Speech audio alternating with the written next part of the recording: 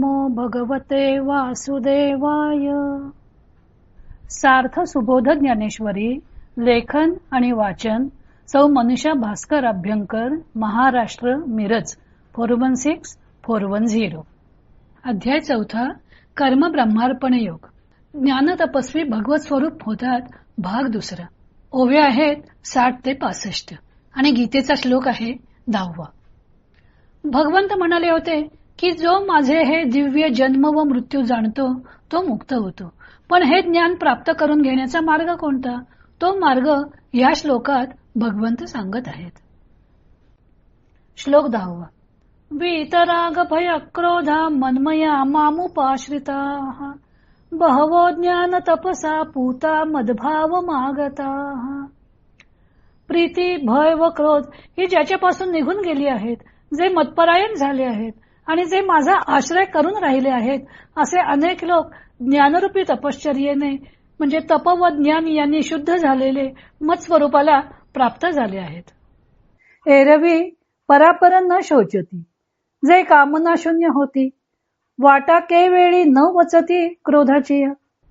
एरवी आपल्याबद्दल किंवा दुसऱ्याबद्दल जे शोक करीत नाहीत, ज्यांच्या कामना नाहीशा झालेल्या असतात, जे केव्हाही क्रोधाच्या वाटेने जात नाहीत, जे सदा मियाची आथिले, माझी या सेवा जी आले, का आत्मबोधे तोषले वीतरागजे. माझ्या भावनेने जे नेहमी संपन्न झालेले असतात, माझ्याच सेवेकरता ज्यांचे जिणे असते, आत्मज्ञानाने जे संतोष पावलेले असतात व ज्यांची विषयांवरील प्रीती नष्ट झालेली असते, जे तपोतेजाची या राशी, का एकायतन ज्ञानासी, ते पवित्रता तीर्थासी तीर्थरूप.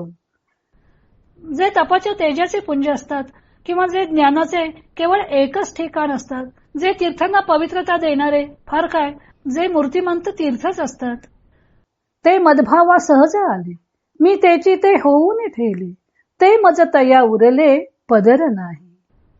ते सहजच माझ्या स्वरूपाला मिळतात, ते मीच होऊन राहतात, कारण त्यांच्यात व माझ्यात मग पडदाच उरत नाही.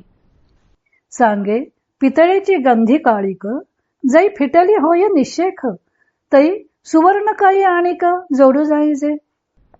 सांग बरे, कलंक म्हणजे कळकवण्याचा गुण व काळीमा म्हणजे काळसरपणा, हे दोन पितळेचे गुण जर पूर्णपणे नाहीसे झाले तर मग आणखी सोने प्राप्त करून घेण्याची काय जरूर आहे. तैसे यमनियमी कडसले, जे तपोज्ञानी चौखाळले, मी तेची ते जाहले, येथ संशयो कायस. त्याचप्रमाणे यमनियमांच्या कसास जे उतरले, तपाने व ज्ञानाने जे शुद्ध झाले, ते मद्रूप झाले, यात संशय कसला. भगवंत म्हणाले होते की जो माझे हे दिव्य जन्म व मृत्यू जाणतो तो मुक्त होतो. पण हे ज्ञान प्राप्त करून घेण्याचा मार्ग कोणता? तो मार्ग या श्लोकात भगवंत सांगत आहेत. ज्यांना ईश्वराचं रहस्य कळलं ते जन्म मरणाच्या फेऱ्यातून मुक्त झाले, असे मागच्या श्लोकात सांगितले होते. आता या श्लोकात ते रहस्य जाणणारे कसे मुक्त होतात, कर्मबंधनातून सुटण्यास काय केले पाहिजे, ते भगवंत या श्लोकात सांगतात. भगवंत म्हणत आहे की ईश्वराचे रहस्य कळण्यासाठी मनुष्याचे राग म्हणजे प्रेम किंवा आसक्ती, भीती व क्रोध मनुष्याने यापासून दूर राहिले पाहिजे. ज्यांना हे रहस्य कळले त्यांनी ईश्वराला जाणलं. संस्कृतमध्ये राग याचा जसा क्रोध असा अर्थ होतो, तसाच प्रेम असाही अर्थ होतो. म्हणूनच प्रेमाभक्तीला रागाभक्ती असं म्हटलं जातं. ज्यांनी ईश्वराचे ज्ञान करून घेतले त्यांनी प्रथम विषयोपभोगातील आसक्तीचा त्याग केला. नंतर ईश्वरच करता करविता आहे हे जाणल्यामुळे त्यांची भीती दूर झाली. सदाचरण व विहित कर्माचरणामुळे इतर शारीरिक शत्रूंवर मात करणे त्यांना शक्य झाले. आणि महत्वाची गोष्ट म्हणजे ते मनमयाहा म्हणजे मतपरायण म्हणजेच ईश्वरैकनिष्ठ झाले. अशा प्रकारच्या ज्ञानविज्ञानात्मक तपाचरणामुळे ते पूत म्हणजे पवित्र झाले व ईश्वराशी एकरूप झाले. या मार्गानेच अनेक भक्तांनी ज्ञानप्राप्ती करून घेतली. श्रीकृष्ण अर्जुनाला याच मार्गाचा अवलंब करण्यास अप्रत्यक्षपणे सांगत आहेत. 3ऱ्या अध्यायात त्यांनी सांगितलं होतं की मयी सर्वाणी कर्माणी संन्यस्याध्यात्मचेतसा, सर्व कर्मे माझ्या चरणी अर्पण कर. आता सांगत आहेत की मतपरायण हो. ईश्वर हाच करता करविता आहे, तेव्हा हातून घडणारे युद्धासारखे घोर कर्म सुद्धा ईश्वर आपल्याकडून घडवून आणत आहे अशी बुद्धी ठेवून कर्म कर असे त्यांना अप्रत्यक्षपणे सुचवायचे आहे. आणि हे कर्म करताना कर्माबद्दलची आसक्ती सोडायची. त्यामुळे आपोआपच अहंकारादी शत्रूंवर ताबा मिळवणं सोपं होईल.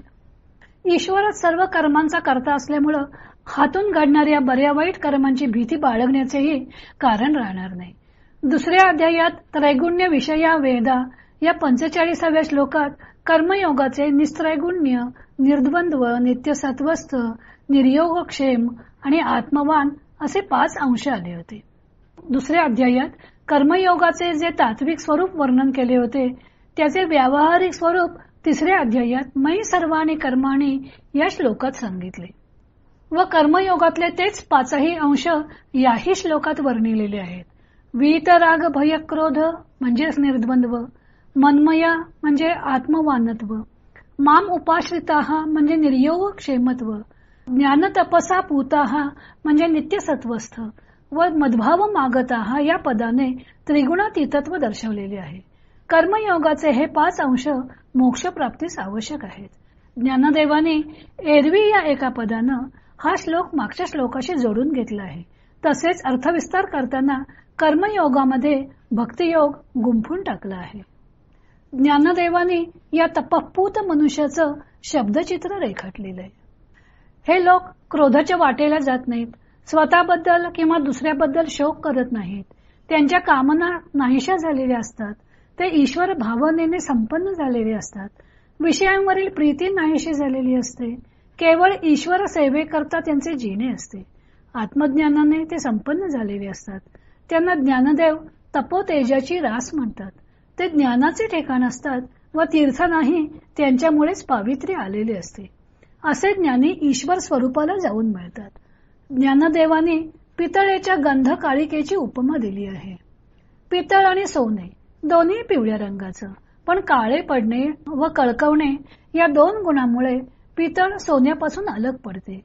चिंच व मीठ घालून घासले की पितळ सोन्यासारखे लखलखीत होते, पण काही काळापुरते, नंतर पुन्हा काळं पडतं.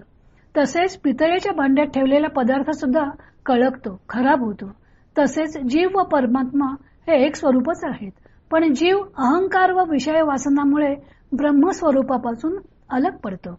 या 2 गोष्टी जर यमनियमाने व तपाने क्षीण झाल्या तर जीव ब्रह्मस्वरूपच आहे. श्लोकात जे मनमया म्हणजे मतपरायण हे पद आलेले आहे त्याचा अर्थ ज्ञानदेवाने ते सदा मियाची आथी या ओवीत व्यक्त केला आहे. तो जसा ज्ञानपर आहे तसाच भक्तिपरही आहे. तसेच श्लोकात मद्भाव मागताः असा जो उल्लेख आलेला आहे त्याचा अर्थ करताना ज्ञानदेव ते मद्भावा सहज आले एवढे म्हणूनच थांबत नाहीत, तर ते मीची होऊन ठेवले अशा शब्दात त्यांनी भेद पूर्णपणे नाहीसा केलेला आहे. व अशा प्रकारे तप व ज्ञानाने साधक भगवद्रूप होतो असे निसंशय सांगून सर्वच साधकांच्या मनातील संशय दूर केलेला आहे. पुढे श्रीकृष्ण जितकी भक्ती तितकी प्राप्ती हे सूत्र सांगणार आहेत. तो भाग आपण उद्या पाहू.